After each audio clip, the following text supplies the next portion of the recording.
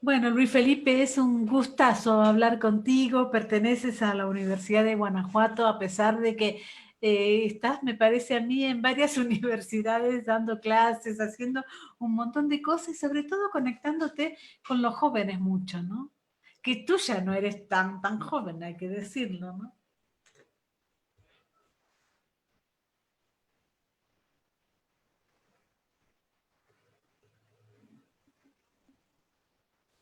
Listo, ya te escucho, creo. Perdona. No, que te decía que tú conectándote siempre con los jóvenes, a pesar de que tú ya no eres tan joven, ¿verdad? Sí, pues es envidia, yo creo, ¿no? La que me hace estar pensando en eso. No, pero Yo creo que soy más bien como curioso, ¿no? Y entonces me preservo ahí. Yo recuerdo en la universidad me hacía como una especie de promesa sin querer, que era justamente esa, de seguir leyendo, a pesar de que llegara un momento en el que de pronto ya estuviera uno en otro lugar. Y creo que le puedo decir que es entre curiosidad y inquietud por lo nuevo, por lo viejo, por lo que sea. Te decía que estoy leyendo a Suetonio, por ejemplo, también. Sí, sí, eso es cierto. Ahora, también siempre me conmueve esa cantidad de gente que está como muy pendiente de los jóvenes en el sentido de armar nuevos lectores y de hacer un poco que la literatura funcione, digamos, ¿no? Estaba haciendo una nota sobre un libro de Antonio Porquia sobre voces, voces reunidas que hizo Alejandro Toledo, y él en el prólogo dice que toda la literatura y todos los escritores en este momento son secretos, porque es cierto, no hay espacios donde difundir, los escritores sacan un libro y al otro día ya se olvidó todo el mundo de que sacó ese libro, digamos, ¿no? Entonces, en ese sentido, hay como una persistencia en que la literatura siga, ¿no?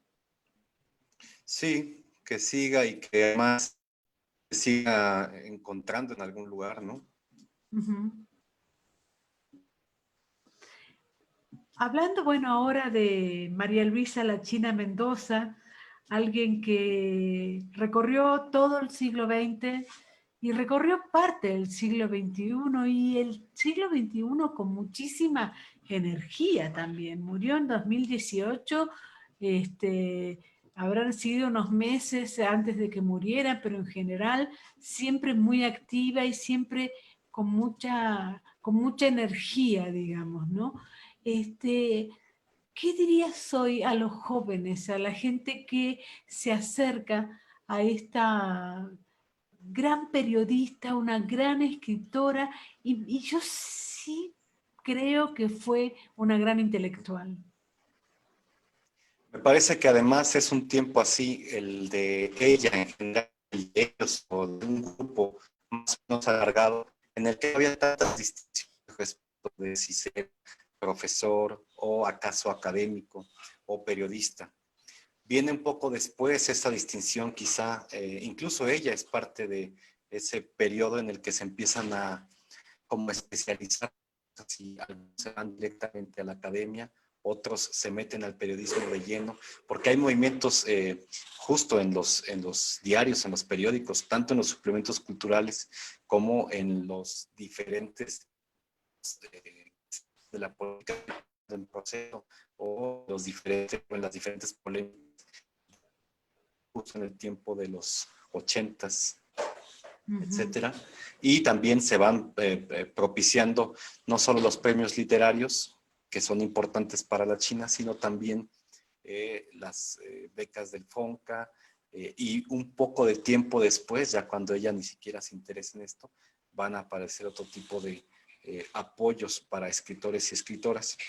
Pero el tiempo en el que ella está me parece que es un tiempo un poco iniciado en ese sentido, porque no hay etiquetas, no hay ni siquiera una elección que tomar ahí inmediatamente, ¿no? Ahora, ella dice que descubrió su vocación periodística por el hambre, digamos, ¿no? Ella necesitaba cobrar, a mí me resulta en ese sentido bastante autobiográfico, ¿no? Porque yo también, digo, abracé el periodismo cuando vi que podía ganar dinero de ahí, digamos, ¿no? Hoy por hoy no lo abrazaría, por supuesto, este, pero por otro lado, ella descubrió ahí una vocación. Ella se fue haciendo periodista con el tema del oficio y fue una gran periodista. ¿Coincides en eso? Me parece que incluso has respondido tú la apasionante pregunta. Es casi retórica, porque siento que no solo el periodismo, sino la literatura en general, es una vocación que uno no sabe que está tomando como vocación y más bien se enterca o la abraza incluso sin querer.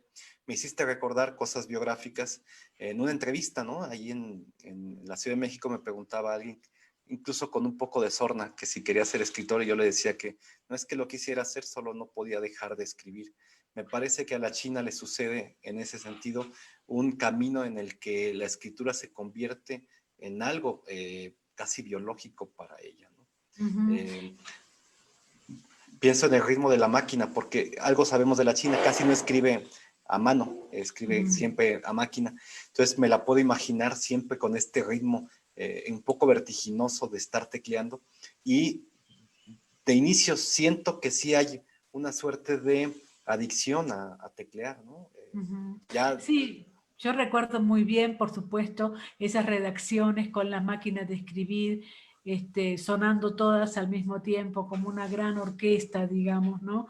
Y es una manera muy, yo creo que también así tecleaba Rodolfo Walsh, digamos, ese tecleo constante y y a veces infinito, digamos, ¿no? En ese sentido, tú que viste el acervo de la China Mendoza, ¿ese tecleo era un poco infinito? Y pero, o es muy prolijo, pero también hay que pensar que es, primero, como de circuito, es decir, siempre está volviendo sobre los mismos temas, y en ese sentido creo que es laberíntico y es circular. Evocaría esta imagen del anillo de Moebius, en donde no sabemos por qué, y no sabemos, o más bien sabemos algo que va a pasar, que es que la China volverá a cierto tema. Tópicos como, por ejemplo, las cosas en general, Guanajuato también, cierta historia que incluye a Guanajuato en general, no solo a la ciudad, sino a una historia de la que ella se siente parte y en la que ella siente que debe incidir hablando de. Estoy pensando propiamente en sus columnas periodísticas. Me parece que eso es de una... Uno se queda perplejo al ver tanta escritura hecha periódicos, ¿no? Y además tanto tesón y además tanta voluntad escritora y comentadora. La O por lo redondo es una de las columnas que ella sostiene durante un buen tiempo y además con una sistematicidad envidiable. Y además esa columna se replicaba en varios diarios estatales, nacionales y en algunos casos incluso internacionales. Hay un periodo de tiempo en el que ella es traducida por a ruso, por ejemplo, o a polaco. Coincide con el tiempo en el que Pitol está bueno, en Varsovia, en Polonia y en algunos otros lugares, y lo que hace es enviarle la columna y allá colocarla. Como es una columna de 3.000 caracteres, era relativamente fácil. Se movía la columna entre este tema que te digo, de Guanajuato y una suerte de opinión, pero también de actualidad literaria. Hay crítica y hace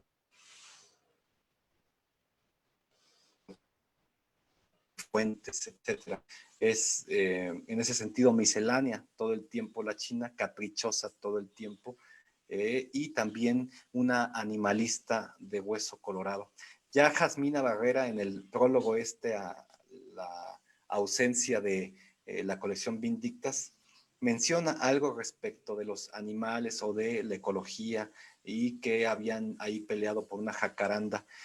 Cuando lo leí no me parecía nada gratuito porque en sus columnas, en sus artículos periodísticos, siempre está pugnando por la defensa de ciertos derechos que pienso que en ese tiempo en el que los está escribiendo es entre vanguardista y no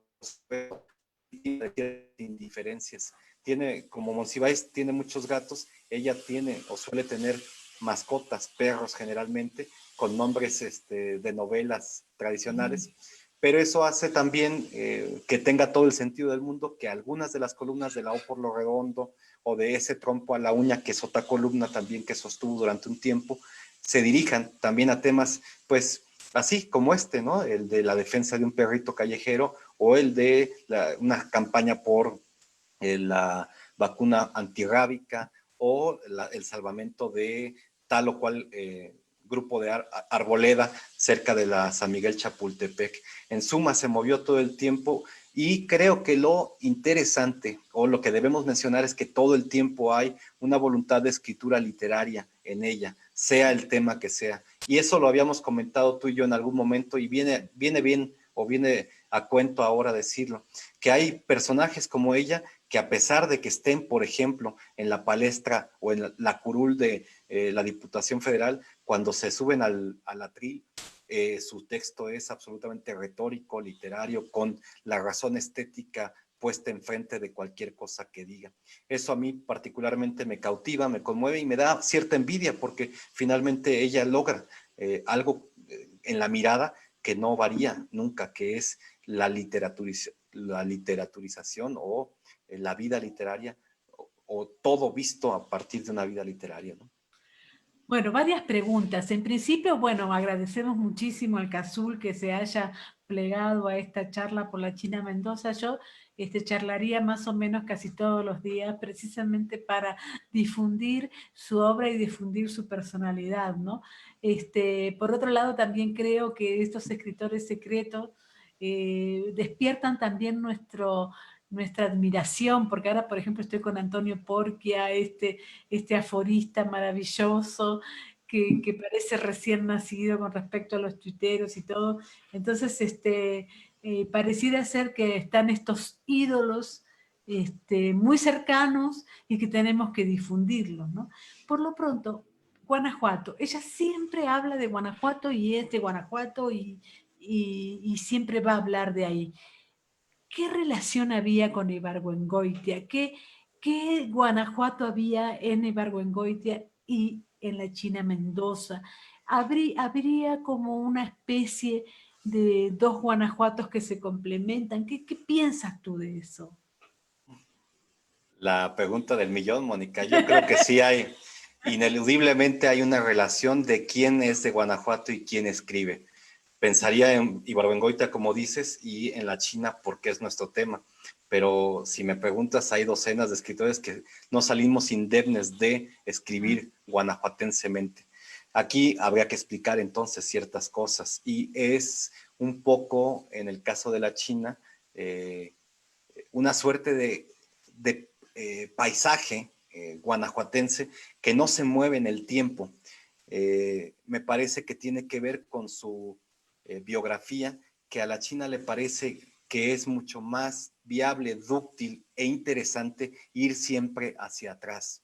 El Guanajuato que caminamos ahora, en realidad nunca lo ve ella. Ella más bien ve un paisaje de otro tipo de escenarios, tiempos, y lo que hace que su literatura sea un bello choque estético es el contraste que hay entre lo que ella está evocando y lo que está viendo ahora, cada que va.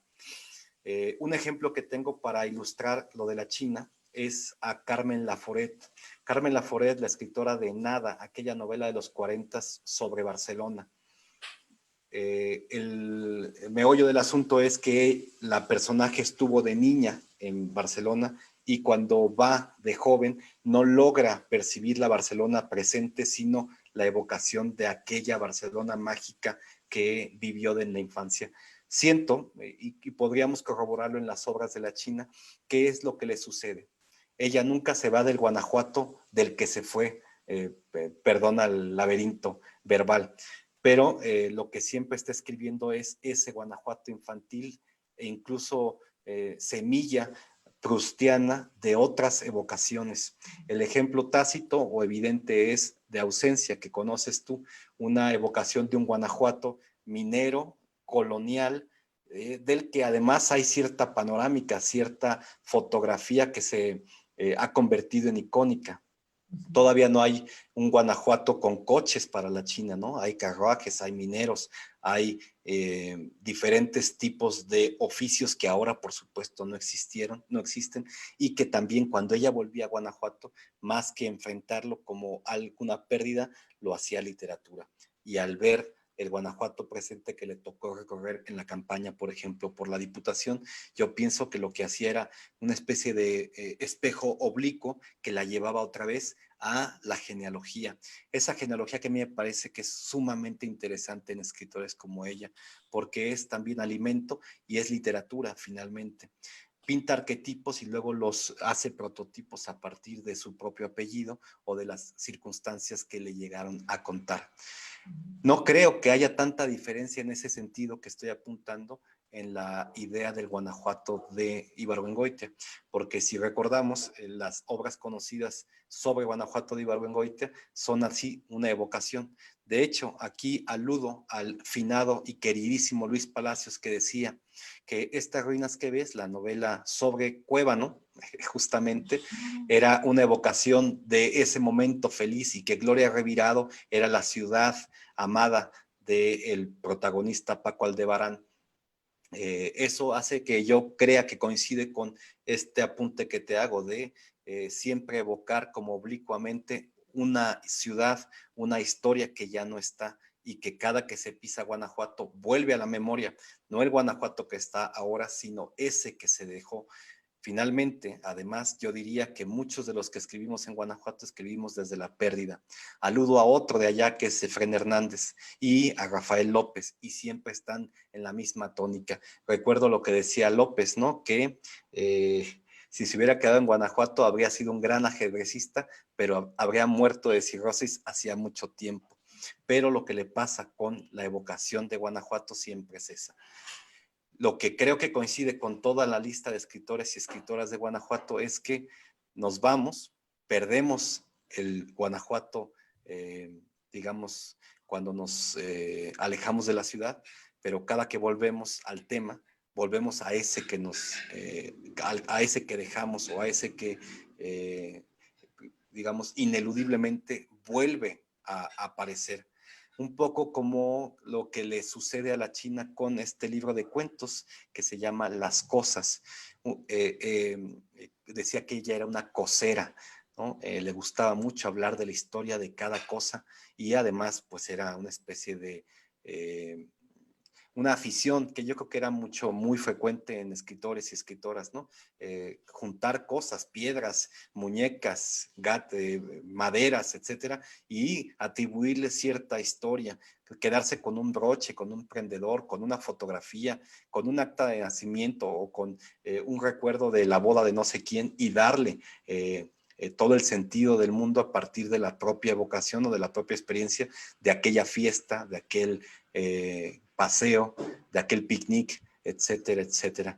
Finalmente, como vemos, se va poblando un poco esa poética que parece coincidir, retomando la pregunta, con lo que le pasa a Ibargüengoitia, con estos elementos que mete siempre en sus ensayos, artículos o novelas. Estoy pensando en uno particular que a el propio Ibargüengoitia le gusta mucho, que es el de los cerillos. No sé si recuerdas, pero por ejemplo en los episodios de las lecciones de historia patria, siempre mete o habla de las cajas de cerillos, en donde, por ejemplo, aparece la Venus de Milo, que es donde la conocimos algunos, porque Claro. será difícil que vayamos a verla a algún museo, o de los tizianos que aparecían en los cerillos. Esa evocación de cultura popular hace que coincidan ciertos contextos, como por ejemplo el mismo Monsiváis, que hace de su colección un museo de arte popular, que incluye, por supuesto, estas pinturas de evocadoras de Cuitláhuac y Cuauhtémoc y Moctezuma, trabadísimos, ¿no? Que vemos en los cerillos, o la Venus de Milo saliendo de una concha, o este tipo de como de detallitos, ¿no? Me hace pensar en Monsiváis, que también era aficionado a eso, y que Ibargüengoitia los va metiendo como cositas o cosas dentro de sus textos, y que terminan significando algo, porque son un hilo conductor también, son una atmósfera que hace que, por ejemplo, cualquiera que lea La mujer que no, donde también aparece una caja de cerillos, evoque cierta época en donde se parecen mucho los escenarios y las atmósferas de la China, de Monsi, de Pitol incluso, o de Ibargüengoitia. Coinciden pues en ciertas obsesiones o ciertos detalles que, si nos ponemos milimétricos, se convierte en algo súper atractivo, ¿no? Lo mismo Sí, pasa con la China.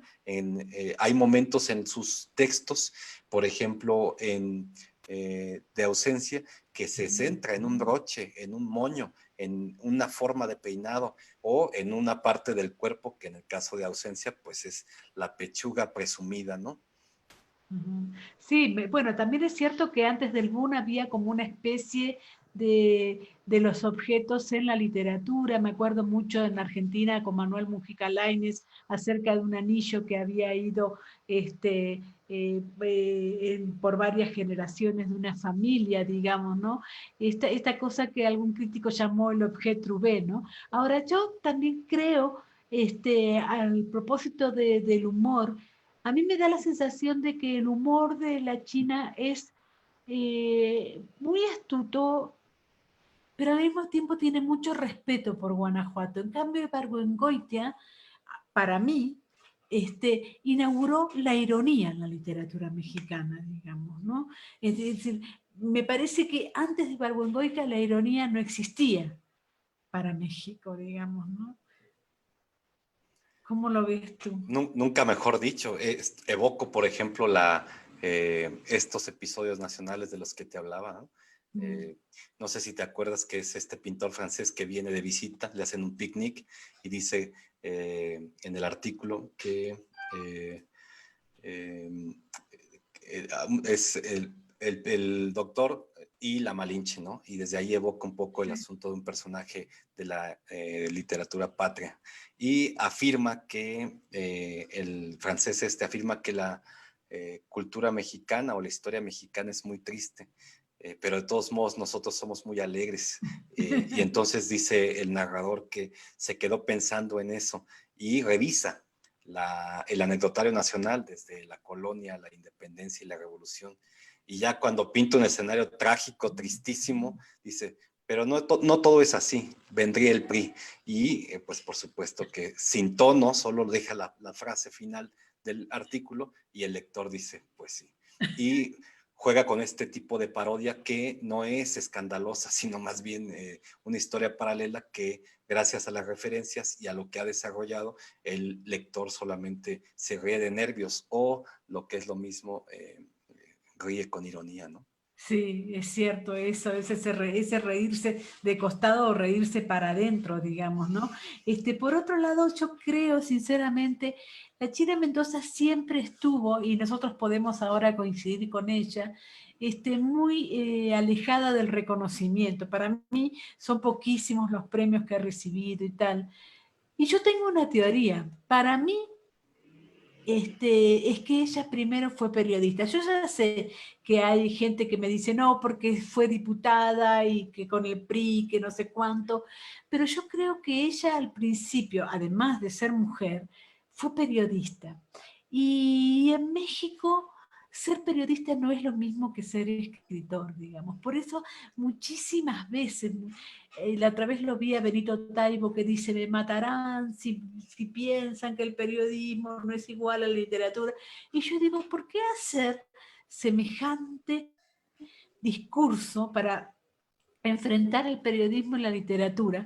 Y me doy cuenta, dando cursos con los chicos, que tengo que empezar a, a hablar muchísimo del periodismo y a mostrar a la cantidad de periodistas que hubo en México, tan importantes como los escritores, ¿no?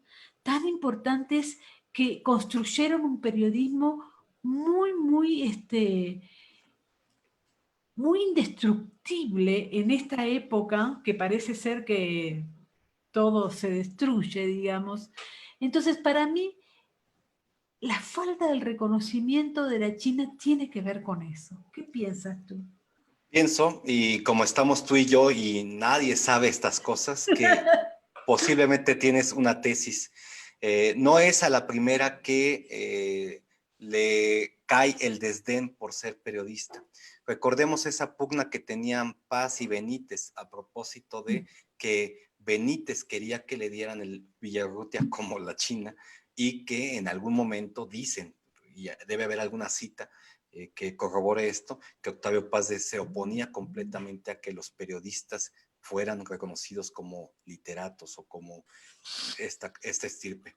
Sospecho, yo crecí en un momento, crecí, digamos, formativamente, universitariamente, en un momento en el que ya estaba bastante acuñada la sensación de que había academia y había creatividad y había lo demás, que en eso demás es el periodismo.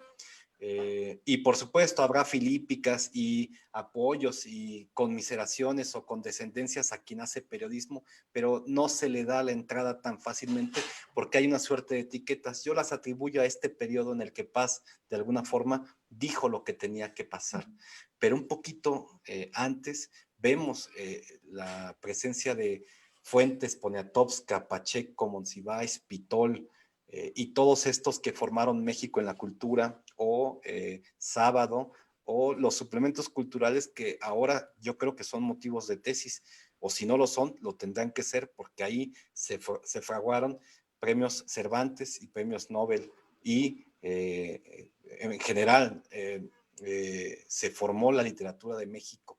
Por mencionar ejemplos elementales que todo mundo conocemos, se publicó Las batallas en el desierto en un periódico o se defenestró a Carlos Fuentes con esta reseña que hacía Krause con palabras de Sheridan o con planteamientos de Sheridan en donde se burlaban de la caricatura mexicana de Fuentes y que ahí fue donde se hizo la polémica. En general, si hacemos la lista que tú ya conoces, todos los que se inscriben en la lista de creativos y de escritores y escritoras han pasado y tendrían que haber pasado por ahí porque había una prueba inmediata, una prueba de talento y una prueba de voluntad y también había mucha posibilidad de ensayar cosas en el periodismo o en las publicaciones periódicas, para decirlo con más precisión. Eso yo creo que sí lo echo de menos, incluso melancólicamente, porque lo vimos poco. Es decir, para mi generación o para mi época, los suplementos culturales, salvo el tuyo, que se preocupa todo el tiempo por tener cosa cultural, son suplementos de otra cosa, pero en general no se arriesgan por el espacio, por un sistemático desarrollo de algún tipo de literatura, como lo vimos o tanto lo evocamos en estas revistas de la Casa del Lago o de Bellas Artes o los suplementos culturales que guardaron o que guardan ahí las grandes o las reseñas tan atractivas de Elena Garro, de Carballido o Carballo, etcétera. En fin, es un tesoro ahí en donde se dieron catorrazos de semana a semana, se leían entre todos ellos, ¿no? Creo que ahí sí hay una distinción que a mí particularmente no me deja tan emocionado en este presente, en donde parece que la reseña ya es solamente poner en el branding o hacer promoción de la novela y no este otro riesgo en el que se pegaban en los orgullos, en el ego y en la poética entre todos y había quien se atrevía a hacerlo, ¿no? No había tanta cortapisa y no había, por supuesto, temores a que, o sí los había, pero se arriesgaban, había grupos o mafias que se defendían unos a otros. Ese tipo de polémicas creo que nosotros las hemos ido aligerando y solo vemos las reseñas y sabemos que va a ser una reseña ahí más o menos aduladora porque saben que se tiene que reseñar esta novedad, porque llega este libro acá y de pronto uno se queda perplejo porque se encuentra literatura de la que nadie habla ahí arriesgándose, ¿no? Hay editoriales que uno busca por eso mismo, porque se arriesgan a hacer cosas que no se reseñarán o que no interesarán del todo a la novedad, porque no se venden tan fácilmente. El periodo de la China, de Ibargüengoitia, de Monsiváis, en donde están dándose su lugar dentro del suplemento cultural, de lo periodístico y de la presencia en general, me parece que lo podemos echar de menos, porque ahí también se daba cuenta de la vida cultural de México. Es cierto lo que tú dices, lo podemos echar de menos, porque una de las cosas que me está pasando en este confinamiento es abrir muchísimos libros de sexto piso, de esto, del otro, que parecen ser unas cantidades así de obras maestras. La leo hasta la mitad y digo, ¿pero qué es esto? Digamos, ¿no? Es decir, reseñar aduladoramente todo el tiempo para que uno vaya a comprar el libro, lo lee, y es increíble la cantidad, incluso de errores. Me lo comentaba la otra vez también Mauricio Montiel. Estaba leyendo muchísimos mexicanos, entonces empieza a ver muchísimos errores, pero de gente muy, muy establecida, y es increíble porque pareciera ser que la literatura ahora, más que secreta, es casi inexistente, me parece, ¿no? Yo creo que el mercado se lo comió con facilidad, ¿no? Todavía estamos hablando de Anagrama y de Lumen y de Tusquets, de la Gaya Ciencia del 62, de editoriales que cuando surgieron y durante un buen tiempo se preocuparon por la estética y por traer las cosas. En el caso de Ralde o de Esther Tusquets o de Beatriz de Moura o de Chus Visor, etcétera, se preocupaban, pero con una latencia envidiable para estos tiempos, en donde el riesgo no importaba porque ellos sabían que lo que iban a imponer, literalmente como una especie de selección de editor, era lo que teníamos que leer. Creo que de un tiempo para acá es relativamente fácil descubrir que entre todo eso la criba no ha sido así ya, no hay demasiado negocio que mantener, y además el prestigio de este tipo de editoriales que en aquel tiempo eran independientes y que caminaban juntas pero independientes, ahora es un prestigio más bien que tendría que renovarse. Yo pienso en algunas editoriales digamos que están peleándola en ese sentido, y sueño o anhelo, y ya sabemos que un anhelo no puede estar equivocado, que se empecinen en eso, y en lugar de pensar en este asunto del hashtag o de vender, etcétera. Pero bueno, son grupos que se tienen que hacer en cuestiones editoriales, pienso en Paraíso Perdido o en Antílope, que empiezan su camino Claro. y que ahí podría estar, o lo que hacen los de Minerva, que están todavía casados con una suerte de estética y que fondean sus libros primero antes que tener que venderlos, y empiezan a caminar. La propia calidad de esos libros los coloca o los colocará históricamente en el sitio en donde decimos, oye, aquí había literatura. El otro lado, el lado en el que más bien se mueve la novedad, etcétera, pues es también un lado en el que del que dependemos, porque finalmente se convirtió la venta de libros en una cosa apremiante y vertiginosa, como todo en general a partir de los 90, creo, 90 y tantos, que tiene urgencia de salir y que tiene urgencia de producir.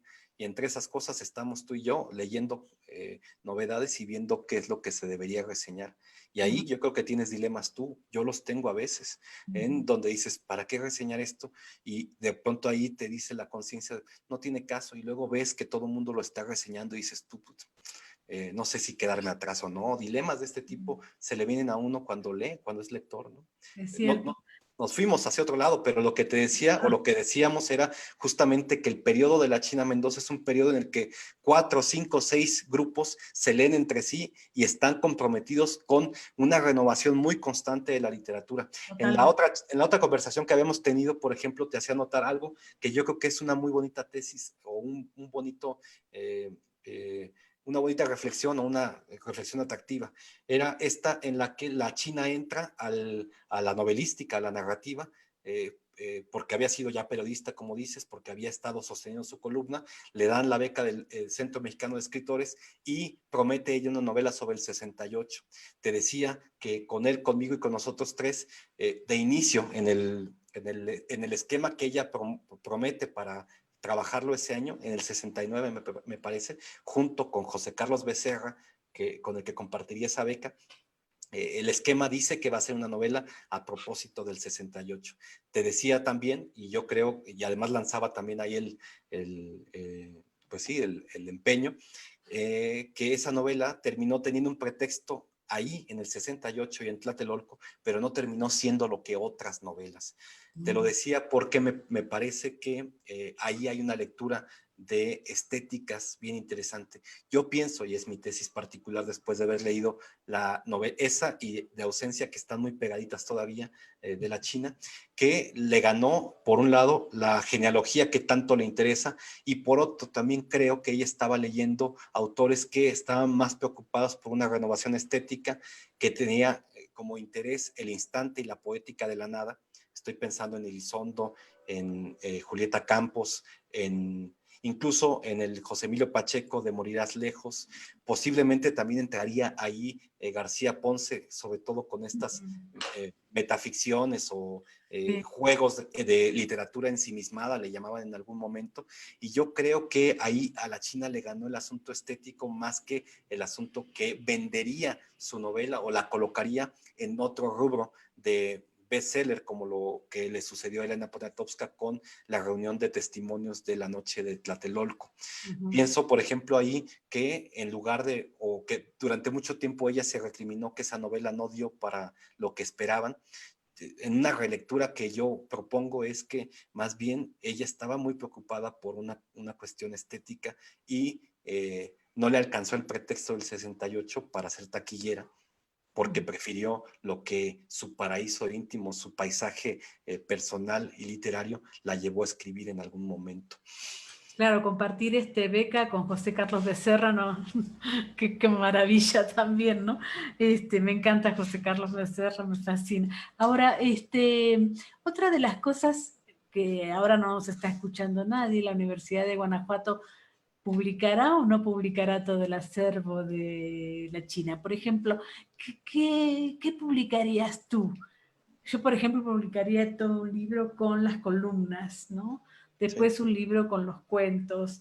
Y por otro lado, en esta cosa por ahí medio bolañiana, que soy muy crítica de eso, pero también si yo hubiera tenido todo el acervo, a lo mejor hubiera publicado igual estas cosas de lo que tú dices que hay, que es que son borradores, ¿no? Y que son borradores a máquina, por ejemplo, ¿no? Me encantaría. Sí, no, es una tentación finalmente. Si hoy me dijeras, a ver, te firmo, soy Mónica Maristain, tengo un presupuesto, vamos a Claro, hacer colección China Mendoza. dale, vamos, Yo, dale. yo te, yo te diría, hay que republicar, hacer una muy buena edición conmemorativa de Con él, conmigo y con nosotros tres. Ujú, Propondría además un estudio crítico anterior para que explicara esto que te ujú. estoy contando, ¿no? Exacto. Una especie de genética de la Ujú, obra, por decirlo de alguna forma, en donde demos cuenta del interés que tenía la China en ciertas cosas, cómo entra al panorama literario y cómo se desenvuelve esa misma novela, porque hay que recordar que se publica en Joaquín Mortiz ujú. en el 71, me parece. Una Eh, gran editorial en ese momento, ¿No? ¿verdad? Y además publican en marzo y en agosto hay una segunda impresión. Es decir, en 4 meses publicó 10,000 ejemplares. Eso quiere decir que hay un montón de ejemplares de ese libro paseando. Además, yo platicaría, por supuesto, me autonombraría el que hiciera la introducción y ahí platicaría que, por ejemplo, la portada de esa novela es un dibujo de Gironella o sí, Gironella, ¿no? Así se pronuncia, Gironella, Sí. que le hizo en una hoja de máquina. Y entonces le diría a la universidad, pues podemos aprovechar que tenemos el dibujo ahí para hacer una especie de museo en donde expliquemos por qué esa portada y contar entonces que además de ser muy buena amiga de Monsiváis o de Elena Poniatowska o de Pitol, era muy amiga de Gironella, ¿no? Y que eso explicaría también su grupo o un grupo al que podría haber pertenecido o varios, en donde se suman José Carlos Becerra, que ya no alcanzó a ver el futuro porque se va en el 70, pero con el que se une con Hugo Gutiérrez Vega, que sería también, me parece, a la postre, un dramaturgo reconocidísimo y un gran poeta, maestro y director de la Casa del Lago en el tiempo o sobre el tiempo en el que están haciendo su obra. Es importante mencionar en ese estudio imaginario, por ejemplo, que la China publica esa novela a los 44 años. Es una lección de vida para los que todavía no llegamos a esa edad o claro, los que empezaron muy pronto. La claro. China llega a la narrativa, a su primera novela, después de publicar centenares de columnas, por un lado, después de pelearle un poco codo a codo en diferentes ámbitos de la vida, y llega sin desesperación, al contrario, con toda la energía que no podríamos ni imaginar que puede tener una escritora, porque me da la impresión de que los tiempos se han movido un tanto, que ahora la gente que no publica pronto se desespera y siente que si publica, por ejemplo, a los 44 años su primera novela, ya está pasado. Parece que se ha pugnado en México porque la banda sea enfant terrible o publique y aparezca en el panorama literario como genios o genias, ¿no? Y que a partir de ahí se camina con una especie de aura o de halo en donde se espera cada vez más. Lo que me da la impresión de que sucedía en ese tiempo, pienso en Pitol, por ejemplo, pienso en Carlos Montemayor, incluso mismo en Juan Rulfo o en Alicio Mancero o en el mismo Bonifaz, que tardan en publicar seriamente. Y aquí hay otra explicación también, que todo lo que se termina publicando como libros icónicos y emblemáticos, perdón por la palabra emblemáticos, pero ¿quién no considera a Pedro Páramo como un libro emblemático de la Claro. literatura mexicana? Se publica primero en revistas. Hay algo que yo creo que ha ido en detrimento en México, que es la abundancia de premios que piden obra inédita, de tal forma que todo mundo hace su obra, sus cuentos, su poema, etcétera, y ya no lo publica en suplementos como el tuyo, o en Laberinto, o en Confabulario, o en Puntos y Comas, porque quiere guardarlo, puesto que debe ser inédito, para cuando se gane el premio. Lo que siento es que la inmediatez de ese tiempo en donde salía una revista al mes, o dos, o tres, o 20, Viento en Vela, la revista de la universidad, etcétera, que publicaban cosas, las publicaban en función de lo literario y no en función de peticiones o encargos, ¿no? Y entonces vemos que por lo menos los primeros capítulos de la historia de Pedro Páramo se publican en una revista, o que muchas cosas de Arreola, un innombrable ahora, se publican en revistas que además él mismo arma, es decir, son banda enferma de literatura, como lo que mencionabas de Bolaño, que se hacen sus propias revistas, sus propios Claro. recitales, y no hay esta sensación de no voy a publicar porque me tendrán que descubrir, tendrá que ficharme No, una no, claro. editorial. Pienso que esa ansiedad de ganar premios y colocarse en un ambiente literario en ese tiempo funciona de esa manera, es decir, meterse en las revistas, darse codazos para que los publicaran en las diferentes revistas de Batis, en fin, un montón de nombres, ¿no? Y además que yo creo que es una fórmula que podríamos probar que funcionaba o que funciona. Pienso en Batis y en estas generaciones posteriores a México en la cultura, podemos enlistar a Serna, podemos enlistar a Vivian Abenchushan, podemos enlistar a una gran cantidad, digamos, de nombres, escritoras y escritores, que ahora si no los nombrara se puede enojar porque no los nombres, pero que se formaran en esta suerte de sensación de estar haciendo periodismo cultural y no en la sensación de estar escribiendo para ganarse un premio o para que una editorial los fiche o para que la FIL los ponga en una sección esta en donde todo el mundo los va a ver. Pienso que eso también lo hemos perdido en México, la sensación de estar en un medio que se mueve a partir de lo semanal o mensual. Lo que sigue sucediendo en Estados Unidos, ¿no? La gente está atenta a la reseña de tal o cual periódico para Claro. ver si esa escritura va a sostenerse. Pero a ellos les ha funcionado bastante bien. A nosotros yo creo que ahorita estamos ahí en una dolencia. No es que no haya revistas, eso es, hay un montón de portales, de revistas, etcétera, pero sospecho que la mirada debería estar yendo hacia allá, hacia donde se está conociendo todo el mundo y hay una suerte de diálogo y se puede encontrar lo que se está haciendo como literatura mexicana, que yo creo que pasaba en ese tiempo, en donde la China termina siendo seducida mucho más por la poética del instante que por la poética del periodismo. Cosa paradójica, porque ella venía del periodismo y entonces creo que es un logro. Estoy haciendo un hallazgo ahorita, Mónica, perdona que esté tan así, pero Ella lo que quería era ser novelista en ese momento y pienso que se casa con la suya en ese sentido, porque yo creo que ella podía haber hecho muy bien una novela o un texto sobre el 68 que se adecuara a lo que estaba pidiendo el bestseller que creyó ella tener, ¿no? Sí, bueno, yo lo que pasa es que sigo pensando que literatura y periodismo son cosas muy distintas, pero son cosas que están muy iguales, digamos, ¿no? Entonces, y por otro lado, pienso que los chicos que ahora editan novelas a los 20, a los 30, incluso a los 40 es porque se acaba el mundo, digamos, ¿no? Entonces pareciera ser que se va a acabar el mundo, pero yo quiero escribir mi novela antes, digamos. Ahora bien, Tlatelolco y no Tlatelolco con la China Mendoza. ¿Qué otro libro harías tú? Yo creo que seguiría tu consejo y haría una colección de las diferentes columnas que sostuvo. Es un panorama completo, es un cuadro de costumbre, una educación sentimental del México desde el 50 y algo, que es donde empieza las columnas sistemáticamente, hasta la última, que es en la que se despide de viva voz. Es decir, ahí hay una vida que nos incluye a todos. Una de las pretensiones literarias que yo veo en la China es que la literatura le sirve para incluir todos los tiempos del mundo. Muy boom latinoamericano, por cierto, ¿no? Estas cajas chinas que contienen historias tras historias tras historias y que hablan de los tatarabuelos, pero también de los que vienen, o hablan de un periodo político, pero también del que está ahora. Es decir, una capacidad de síntesis que tiene la columna o las columnas de la China, que yo creo que sí tendrían que estar ya seleccionadas y prometer que sacaremos una cada 6 meses, porque son varias columnas.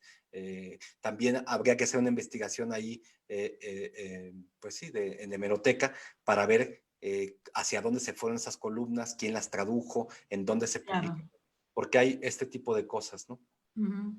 Este, yo publicaría como tercer libro el libro sobre Allende, sobre Salvador Allende. Cerdán. Yo haría, ya que estamos en esas, libros conmemorativos en fechas específicas. Publicaría el 11 de septiembre ese libro sobre Allende, por ejemplo, y publicaría también el reportaje sobre Fidel Castro, ¿no? Que es un Claro, qué reportaje. maravilla. Y no dejaría o aprovecharía para decir que el reportaje de Allende le valió un premio de periodismo, ¿no? Eh, y publicaría también una serie de entrevistas que tiene ahí, que se publicaron en diferentes diarios, en El Sol de México, etcétera, a escritores como García Márquez o Carlos Fuentes. Ay, qué Unas, maravilla. unas entrevistas larguísimas, y Qué entonces lo que maravilla. haríamos es hacer una publicación comparada con lo que se publicó y lo que hay de archivo, ¿no?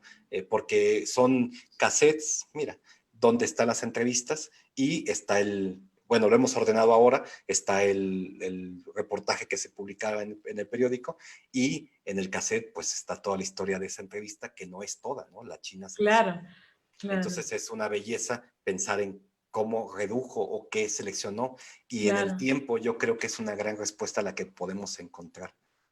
Pregunta Rosa Beltrán, ¿qué tanto afectó a la China escritora haber entrado a la política? Bueno, a mí no sé, pero ¿tú qué dices? Yo pienso que la China era pasional, era Tauro, y en ese sentido se entregaba al presente y a lo que había decidido entrar. Yo pienso que en todo caso transformó su vida en otra cosa. Ella lo confiesa en la autobiografía que publicara Silvia Molina, de Cuerpo Entero. Dice que descubrió en la manufactura de discursos y en la lucha social, eh, con los periodos que le tocó perseguir ese asunto, otra pasión, la gran pasión. Pienso que en todo caso transformó la vocación de la China. Y eso lo decíamos en alguna conversación tú y yo. Veías tú con ciertos malos ojos o con cierta nostalgia que no continuara o que no se le reconociera. Yo lo que te decía es que, a diferencia de Pitol, por ejemplo, Pitol terminó su periodo de política, entre comillas, Mm, y empezó a escribir. La China lo que pasó es que escribió durante toda su vida, y cuando entró a la política se desbocó en ese asunto. Lo que sí creo es que hizo cosas importantes por la cultura, porque ella dirigió la Comisión de Cine y Televisión dentro de la Cámara de Diputados. Hay varios, pero una cantidad importante que podrían ser dignos de publicarse ahora que estamos en este plan, de discursos en donde defiende ciertas cosas. Y bueno, todos sabemos que en el periodo en el que ella está, en el segundo periodo de diputación, se funda el Sistema Nacional de Creadores. Es decir, ella tiene que ver con la historia de los creativos o de la historia de las becas en México, junto con Heraclio Cepeda y con Jaime Sabines, ¿no? Ya lo habíamos comentado, allí también aparecen personajes icónicos del PRI, por lo menos como Colosio o en fin, una lista de la legislatura que le tocó, que si los lee uno con cierto aire comprensivo, entiende que la China también tuvo injerencia en lo que ahora estamos viviendo, por ejemplo, en la existencia del Sistema Nacional de Creadores o en la manera de ver la televisión cultural, que en ese tiempo me parece que sí que la apuntala a ella por un lado, y del asunto del cine en general, ¿no? Que también se hace mucho, y en el que se meten varios periodistas y varios escritores, porque hay guión, hay edición, hay cinematografía. El Indio Fernández, por ejemplo, está en este momento ahí también haciendo cosas, ¿no? ¿Cómo fue el tema del acervo? Ella se muere y entonces pasan a la Universidad de Guanajuato toda su biblioteca, todo su acervo. ¿Cómo fue el tema ese? Esto es de segunda mano y es lo que sé, ¿no? La China Mendoza dejó un testamento en donde una de sus voluntades era que la biblioteca y su archivo personal se donaran a la Universidad de Guanajuato, literal. Una de las sobrinas, que era la que le ayudaba a redactar y a estar con ella ya en los últimos días, Viviana, a quien saludamos ahora con mucho gusto y mucho cariño, lo que hizo fue comunicarse y entablar digamos, el vínculo para que la universidad recibiera la biblioteca. Esta la acomodó y la recibió, digamos, la estuvo pastoreando y buscando el lugar y todo. Eh, Juan Verdeja, que estaba en ese tiempo en la Universidad de Guanajuato, y por el que yo entré a conocer el acervo. Él dejó el proyecto, lo dejó ya encaminado, y yo entré ahí de recambio, ¿no? Estaba en la banca, y me toca a mí recibir ese otro, digamos, legado de cosas, en donde están, pues, digamos, ya más bien papeles, ¿no? Desde sus recetas de medicina hasta estos mecanoscritos corregidos, etcétera. Y en un homenaje a la China Mendoza se hizo oficial la biblioteca que lleva su nombre en la Valenciana, que es el Departamento de Letras de la Universidad de Guanajuato, y ahí Ajá. tiene su lugar, y es un museo finalmente, porque los libros que la China Mendoza dona son libros casi todos firmados. Pienso que ahí hay una historia que contar, ¿no? La historia que se puede contar ahí es las lecturas que tiene María Luisa Mendoza y cómo va construyendo también ese tipo de mapa, que siempre es súper interesante. Me hace pensar en el proyecto que comandó Consuelo Sáizar en el periodo de convertir varios de los salones de la Ciudadela en bibliotecas de escritores, la José Claro. Luis Martínez, la Carlos Monsiváis.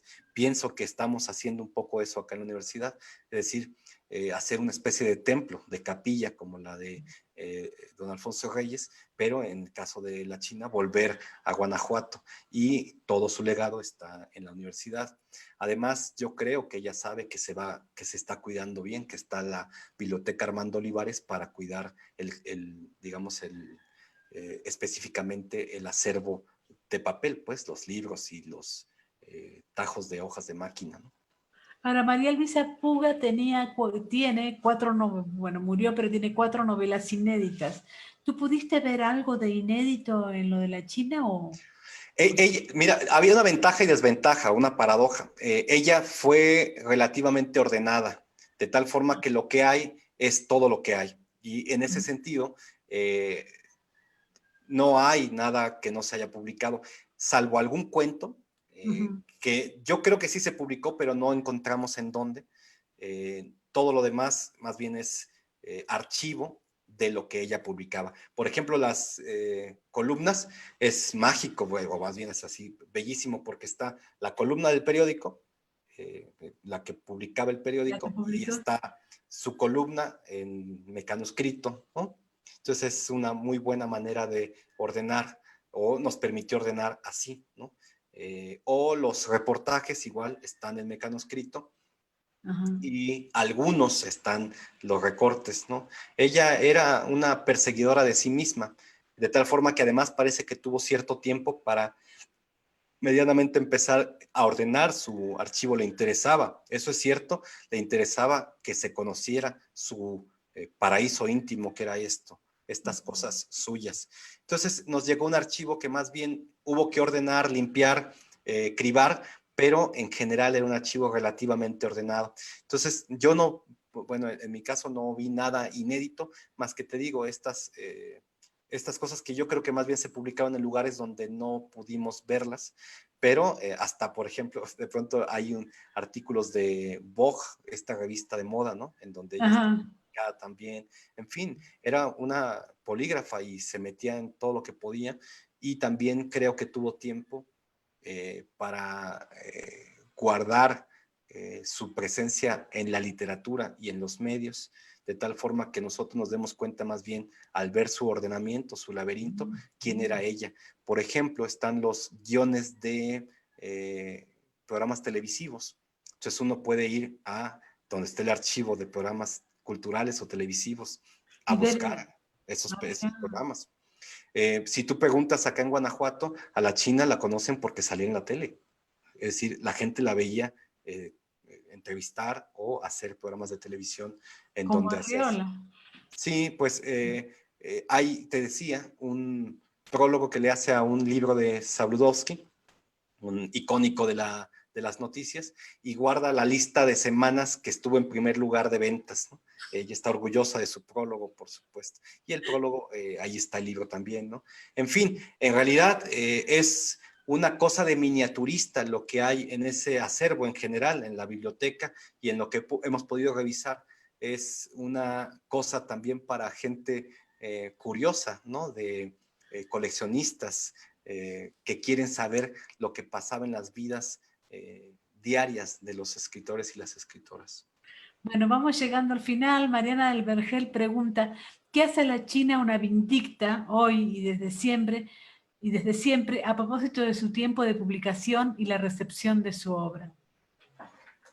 Pues ya la gran ayuda o la gran propuesta que hace Socorro Venegas y Ave Barrera es leer a escritoras que parecían ahí medio arrumbadas. Yo no lo creo tanto, pero es bueno traerlas en ediciones nuevas para poder conseguir los libros. Te voy a decir una cosa, en todos los libros, en todas las aplicaciones que aparecen con venta de libros, lo único que aparece de la China Mendoza es Vindicta de Socorro Venegas. No hay nada más. Mira, pues eso. Yo Hay, creo que hay ahí que, lo que hay que hacer es eh, lo que hemos platicado aquí, ¿no? claro, por supuesto. Una ¿Me colección está de la China. escuchando Elba?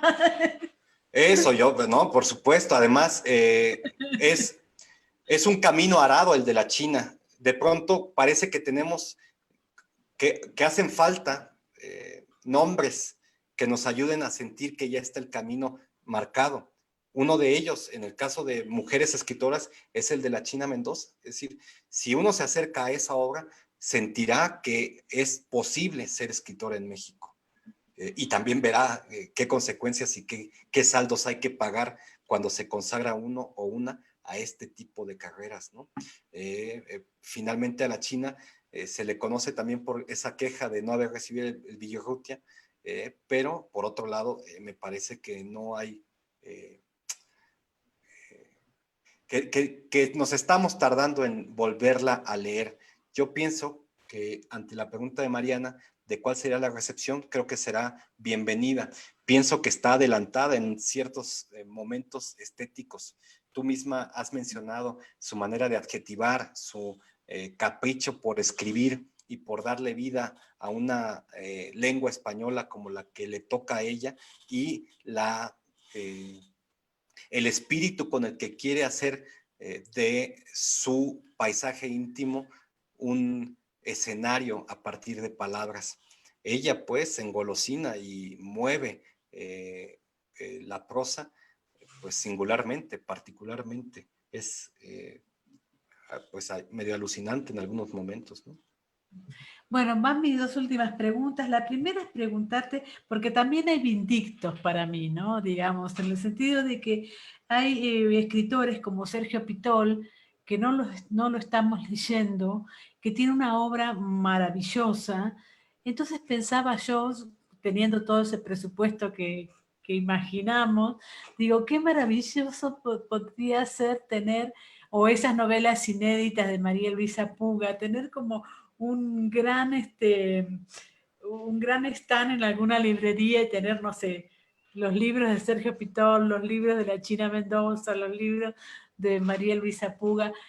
Hay tanto en la historia de la literatura mexicana por responder, que me parece que ojalá tuviera yo ese presupuesto para poder gastarlo, digamos, ¿no? Y además pienso, Mónica, ahora que lo mencionas en ese almanaque que estás imaginando, que necesitamos la guía de turistas, por decirlo de alguna manera, de la banda que está investigando. Es decir, lo que yo te estoy diciendo es también una especie de paisaje que estoy viendo gracias a lo que le leo a la China y lo que voy confrontando con otros episodios.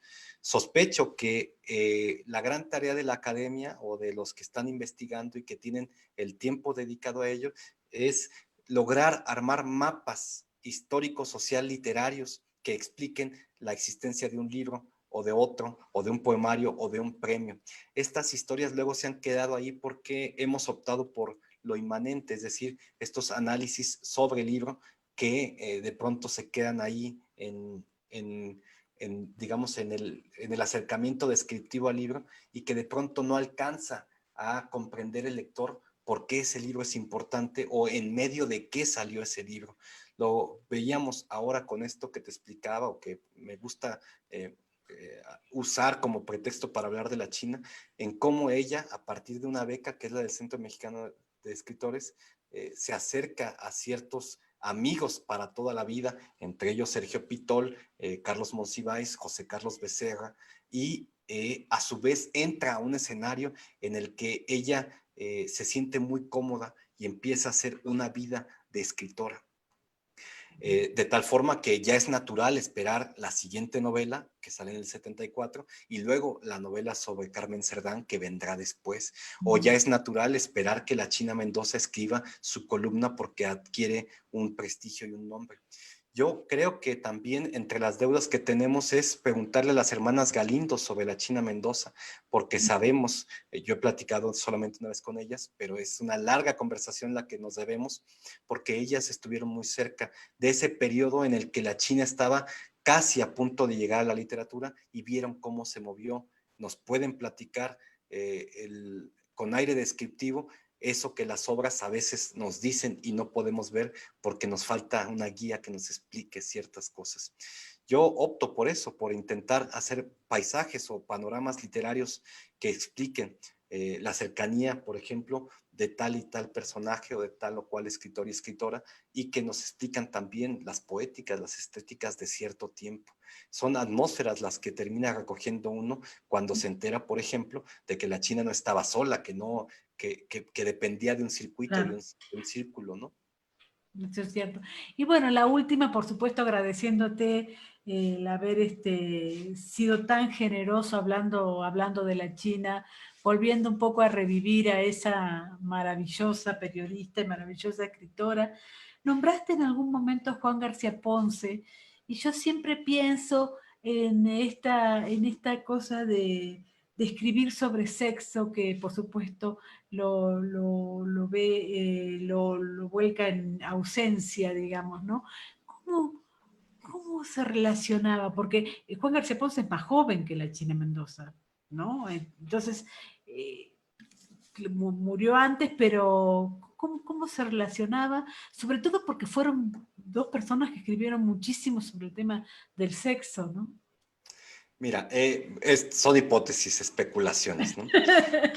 Una de ellas aparece ante la premisa de que las edades no son lo importante, sino el Sí, sitio que los reúne. Estoy pensando en que durante mucho tiempo se piensa en promociones o generaciones, pero yo creo que ha caducado el término porque luego no obedecen. De hecho, por ejemplo, pensaría que Pitol también es erótico en algunos momentos, sí, es es menor cierto. que la China y son muy unidos, ¿no? Es decir, Sí. la edad no es, en este caso, un una limitante para que se conocieran. Más bien creo que la China en todo caso llega a los 44 años con su primera novela, frente a estos otros que desde muy jóvenes están dando la lucha y produciendo textos. En el caso de García Ponce, pues Ninfetas y el libro y la cabaña y ¿cómo se llama esta otra? Ay, No, no me acuerdo. y tengo en la punta de la lengua, me va a venir el número. Y por otro lado, creo que la China es lectora, conmovida y fanática de Nabokov, ¿no? Ya Claro. lo confiesa después en De Cuerpo Entero, le interesa Sí. lo que hace este autor con su autobiografía y con, por supuesto, la novela que todos conocemos, Lolita. Y por otro lado, por supuesto, si una de las banderas que tiene la China es decirle pene al pene y muchas variantes de ese término, es totémica en todo caso, y en de ausencia queda claro que lo que quiere es, mira, volvemos a esta cosa de que parecía que no se burlaba de Guanajuato. Yo pienso que ahí está un poco la sátira que hace, que es Claro. meterle todos los términos totémicos, eróticos, del mundo subterráneo que no se menciona en el país de las buenas conciencias, y creo que ahí está, ahora lo estoy viendo, ¿no? Por supuesto que no lo he visto antes, pero es un hallazgo el saber que de ausencia está situada en Guanajuato y que las adolescentes que empiezan en la puesta en abismo de la novela son muchachas eróticas, prendidas, llenas de deseo, y por supuesto la moral que las rige no les importa un comino, al contrario, la van retando de tal forma que, y esto lo dejamos para quien quiera leer la novela, pues cometen cosas que en la normalidad no se harían y que las defienden porque se convierte en su propia personalidad. Pienso que entonces, en ese sentido, también la China encontró una libertad en la escritura para hablar de eso y de otras cosas con, pues con esta fuerza que tenía ella para imponerse. Acá está el chiste local de familia que le decían la patrona, es decir, era una mujer mandona, y en ese sentido yo creo que no había manera de detenerla para hablar de lo que ella hubiera querido. Era alguien sin pelos en la lengua, y además si a eso, a esa honestidad o sinceridad literaria le unimos su facultad para adjetivar, tenemos una mezcla para subrayar media novela de las frases que querríamos, ¿no? A mí me pone muy loca porque yo siempre le digo a mis alumnos que nunca adjetiven y después llega ella con esos adjetivos y me tapa totalmente la boca. Muchísimas gracias, Luis Felipe Pérez, muchísimas gracias al Cazul, ha sido realmente una charla maravillosa, y bueno, y viva la China Mendoza, ¿no? Viva, diría Jorge Fernández, viva la China, hagamos boruca por la China Mendoza. Muchas gracias, Mónica, muchas gracias al Cazul, gracias a Rosa, a Mariana que han preguntado, y mandamos también saludos a Elba, a la doctora Elba Sánchez, que nos ha permitido también platicar, ya que tenemos a la China ahí, viva, muy viva. Perfecto, adiós.